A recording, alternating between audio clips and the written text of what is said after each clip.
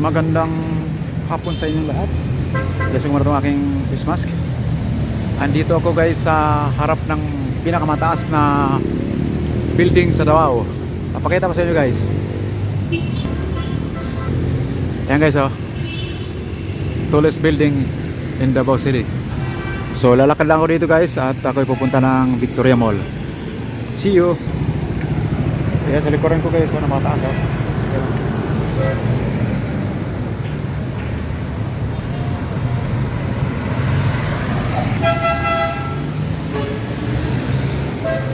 Tallest building in Davao City,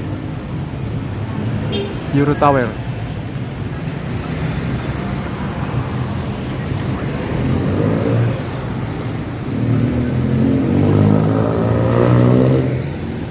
Marami din namang mga taas sa building dito, pero ito yun ang pinakamataas talaga guys. So tuloy-tuloy na tayo sa paglalakad dito sa CM Recto na to. Kung may CM Recto sa Manila, meron din dito sa Davao City.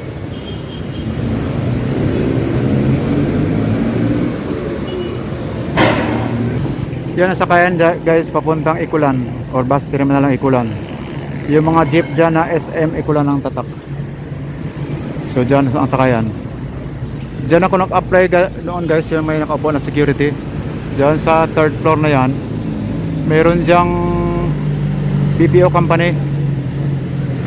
Pinasubmit ako ng CV pero hindi nag-reply sa akin hanggang ngayon. Wala tayong magawa, baka hindi tayo napili. So yan, may bagong pwesto dito ang Jollibee, yung tatayo sila dito. So ito yun guys, yung pinakamataas sa building dito sa Davao City, Vivaldi Residences. Sa pinakamataas dyan may nakalagay Euro Tower. Yan ang entrance, oh. Hindi naman tayo pwede mag-inquire yan, sigurado mahal ang mga properties dyan. So tatawid lang tayo guys, sabayan natin to si ma'am. Tatawid tayo dito lang yan, sa kanto ng GP Laurel at saka CM Recto.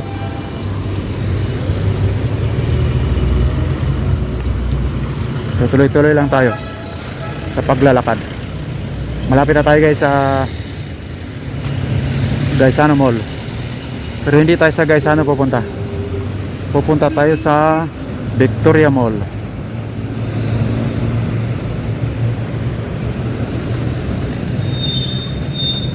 Dito lang tayo dadaan sa tabi para may lilim. Dito na ako sa G-Mall guys. Ayan, o. Yan yung G-Mall. Yan yung G-Mall guys. Yan G-Mall.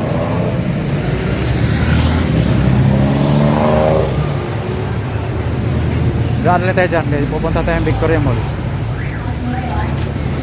Victoria Mall ang ating schedule ngayon. So lalakad lang tayo guys, tuloy-tuloy lang. Ayan yung G-Mall. So hindi tayo pupunta doon sa G-Mall guys, kasi nga Victoria Mall ang ating schedule ngayon. Dadaan lang tayo at tuloy-tuloy lang tayo maglalakad, kasi hindi naman gaano mainit. Natadakpan ng ulap yung araw. Dami naglalakad naman, no? Diba? Gusto maglakad ang mga tao dito, hindi mahilig sumakay. Dahil nga na-exercise ka na, masarap pa maglakad kasi makahanggap mo yung sariwang hangin. Nakatipid ka pa, di ba? So yun guys, tuloy lang sa paglalakad. Nandito na ako guys sa Victoria Mall. Yan, sa kabila lang akong side. So kailangang tatawid ako sa kabila. Pero bago yan, maghanap pa na ako ng merindahan dito.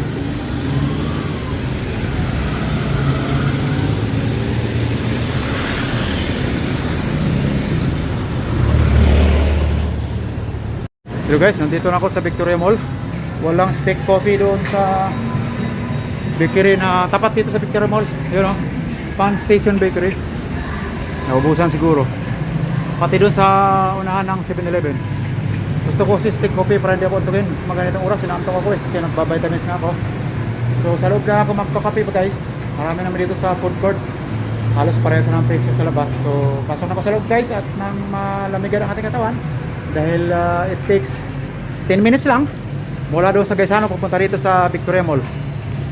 So normal walk lang yun guys.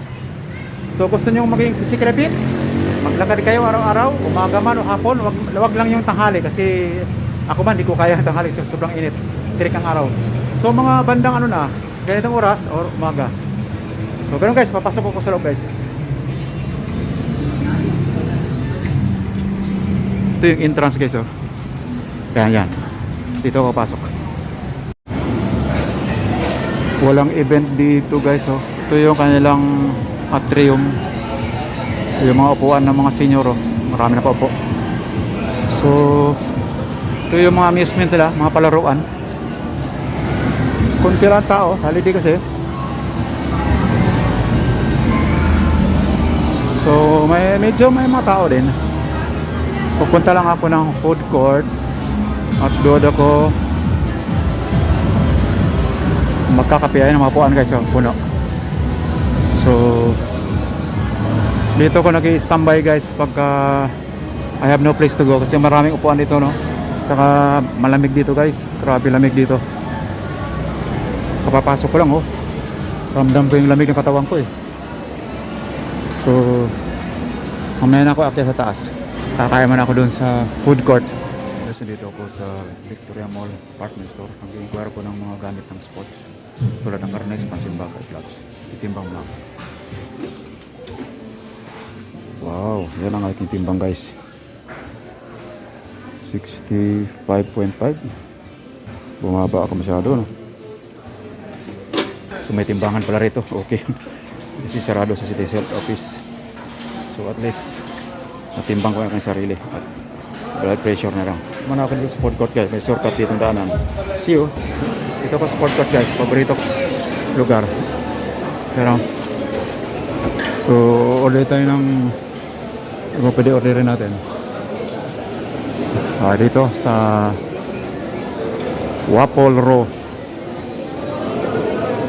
Order tayo ng waffle, isang cheese at saka isang steak coffee. Pero guys, dito na ako sa food court guys. Naka-order na ako ng hot coffee. Ayun o, musok. Dito ko banda sa wala ganong butas ng aircon. Yun yung butas ng aircon guys. Kaya pala malamig. Pero nakaharap din. Pero at least hindi ganong nakatutok.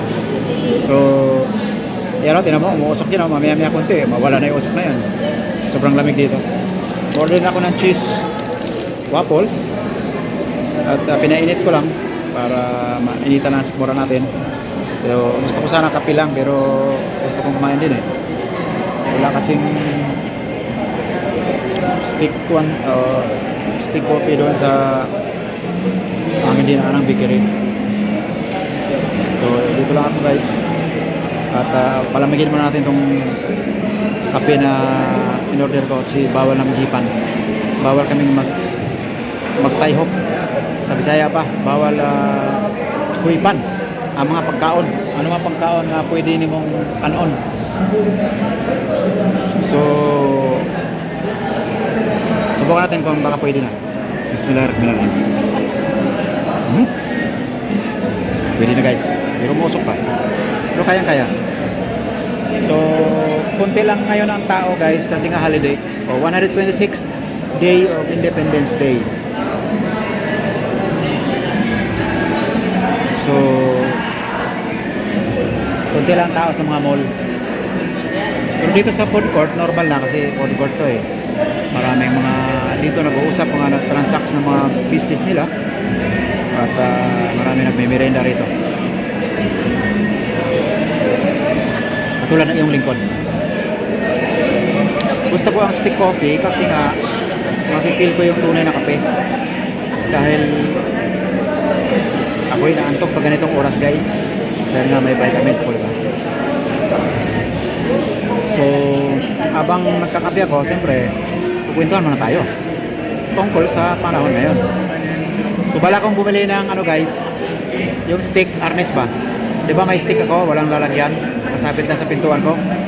Saka ginawa kong pangharang doon sa aking praying mat para ito hindi magkulubot.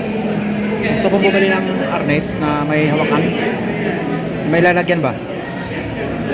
Maraming mapagpilian doon eh. May pula, may blue, may green, may puti, may walang lalagyan. Eh, meron na ako, apat na yun ng aking arnes ba? Kasi kung makapagturo ako, baka mamali mo, may magpaturo sa akin privately or yung, ano ba? Work from home. Tawag doon. Teach from home or teach at home. Pwede ko magdala ng arnes. Diba? So, one of this day, baka bibili ako. Wala akong budget, at least nakakita na ako ng idea kung saan ako bibili. Kasi nga, nag-comment yung aking kumpare or nag-chat sa akin nasa Canada. Sayang yung aking nalalaman pag di ko na-share. Kailangan na-share ko to. So, naisipan ko na magturo ako online. So, lilipat na ako ng upuan kasi maingay ito katabi ko. Ako ng upuan guys kasi nga ang ingay yung katabi kong mga binatilyo na nagme-merenda. Oh, dinig pa nga hanggang dito eh. So, wala tayong magawa. Ito yung public food court. So, wala tayong magawa. Napaganda rito kasi mayroon ng background. Pero, malinis ang background ko. Walang, ano, kumbaga sa ano, maganda ang background. So, may nag-comment din sa aking, ano guys, sa aking vlogs. Hindi ko para na-replyan kasi nga, I'm very busy man right now. Daw akong bumili muna ng mga investor o investing materials o mga mamahaling mga gamit. Total, gumagana pa naman itong aking mobile kasi mobile vlog na ako. Sa kanila na ako bibili pagka karoon ako ng bahay. Tama nga naman pa yun niya. Kasi nga, para din ako mag-renta ng bahay. So, tulungan niyo ako guys. Sana manood kayo lagi sa aking channel para dumami aking views. Magabili ako ng sarili kong tahanan. Dahil, alam niya, nangungupahan na ako guys. Almost 2 years na ako dito sa inuupahan kong bahay. So, yun na din yung mga payo ng may-ari ng bahay ng tinilang ko na para daw ako makatipid, kukuha ako ng pwesto, doon din ako titira. Ano rin, tindahan or isang business area na pwede ko din matirhan para makatipid na ako sa pag-upa. Pero balak ko magkaroon ako ng mga bagong gamit nga tulad ng GoPro, Osmo, bagong laptop. Yung pwedeng dalhin ba? Kasi balak kong mag road trip travel around Mindanao. So, pinisipan ko pa kasi mukhang wala na tayong pag-asa sa call center guys. Kung meron man tama yung may nagsabi chance na lang kasi sa dami naman nag-a-apply, mga bata pa, fresh graduate, yung iba nga mga college graduate. So ipabayan na lang natin sa kanila, but I will try my best. I'm still reviewing my skill, my knowledge and some pointers sa mga interview ng call center. Baka sakali matanggap tayo at one of these days mag-apply ko ulit.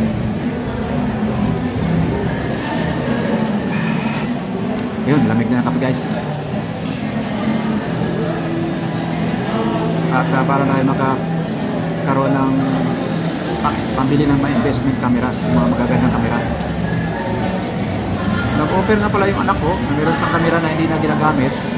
So lang, nasa Abu Dhabi siya, hindi kami nakita nung nagbakasyon sila nung nasa Dumaguete. Kasi nga walang biyaheng galing dito na diretso doon eh. So balak na ibigay sa akin yung ginagamit ng DSLR na camera, yung digital single lens reflex camera. Dahil hindi na niya ginagamit. Isa din siyang vlogger noon guys, nung nagkaroon na siya ng pangalawang anak, tinamtamad na siya mag-vlog. So gusto niya na ibigay sa akin. So inshallah, pag nakita kami ulit, yun na lang ang hingin ko. So ang aking bibilhin na lang siguro laptop na lang, tsaka mga bagong lapel o yung dinidikit lang dito ng microphone. Yung kasi ginagamit ko na headset, sisira na yung isang headphone. Siguro sa kakaunat-unat ko doon, kasi araw-araw kong ginagamit yun ba. Pero yung mic, okay pa siya. Kaya lamang kung maglalakad ako, pag bumabalda dito sa dibdib ko, kakaroon ng extra sounds. So maganda yung lapel, yung dinidikit lang dito, saka yung wireless. So So makabili din tayo yan pagka nagka-puhunan tayo guys. So yun guys, yung mga balak ko. At balak ko ipagpatuloy ang aking pagtuturo ng martial art. Kung hindi man sa gym, social media na lang sa aking mga channel. So either din sa main channel ko or doon sa second at saka third channel ko. So yun lang guys, at ako ay kakain muna na wapo, pinainit ko. Ito na dito kung makakasar guys. Cheese to sa'yo, cheese. Bismillah. Hop. Hop guys. Ano?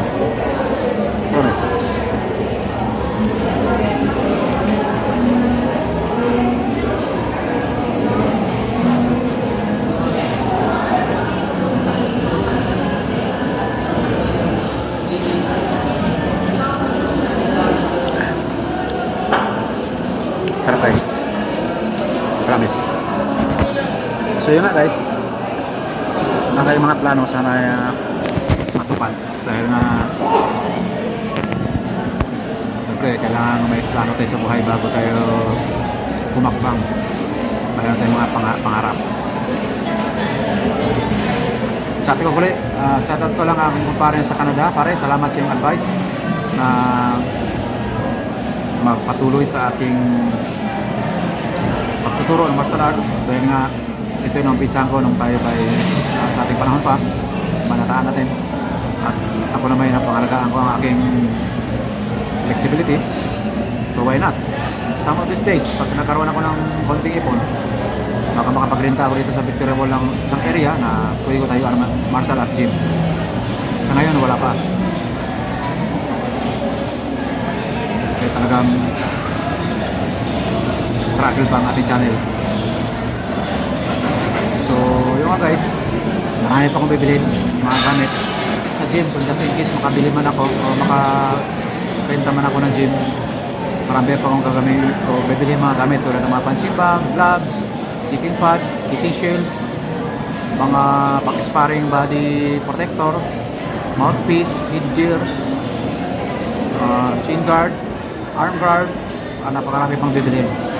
So kailangan kasi pag may gym ka, kompleto ka ng gamit para maraming maingganyo mga estudyante for their own safety. So sa ngayon, wala pa naman tayo. So hanap pa naman tayong trabaho para makaipon. Unang ating aim ay makabili ng konting maliit na bahay, matirahan.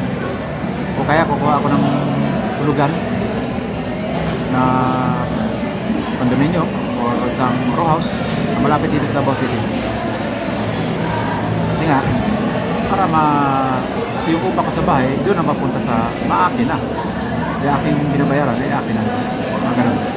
Diba? Ito ko lang vlog ko sa nito na inasan kayo mag-action ng share. Marshall, sa akin channel, John TV. Peace!